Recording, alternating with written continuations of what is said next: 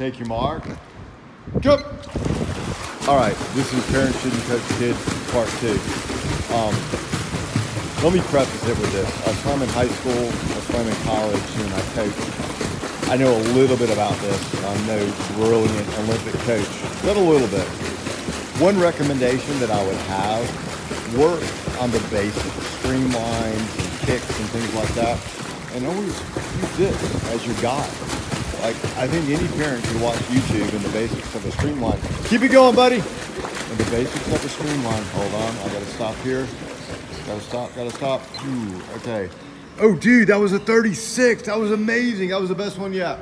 And like, I'll give you an example. We were just doing streamline push-offs, and we started out at about 4.5 seconds, and we made a couple little refinements, and we ended up going, literally shaving off about 5/10 of a second between that wall and right here, simply by doing technique. So you probably don't have to be an expert at swimming to say, hey, tighten up your streamline, don't have your fingers like this, have your fingers like that, have your body position right, and then you just use this as a guide. Because if you went from there to here faster, you don't have to be an Olympic swimming coach to say, hey, that worked right there. So at any rate, but indeed, do be cautious about technique if you don't know anything about any sport. I would not think about coaching him in baseball and how to throw a ball, because I throw like a little sissy. I'm lucky to throw all the way over there.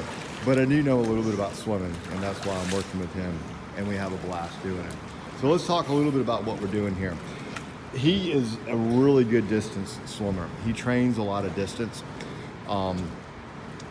but his sprint is not so good. So what we're working on is we've been observing him. This is another thing that I do.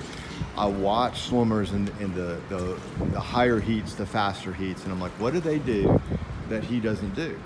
And on 100 freestyle, he's got like this little itty bitty kick, and everybody else, you could surf behind it. So we recognize that one of his weaknesses is kicking. So we're really working on that. We also read some articles in American Swim Coach Association about sprint kicking. So we were doing 12.5s right here for time, checking that out, and now we're kicking with shoes. I remember kicking with shoes. When you take those shoes off, it feels like you're wearing fins.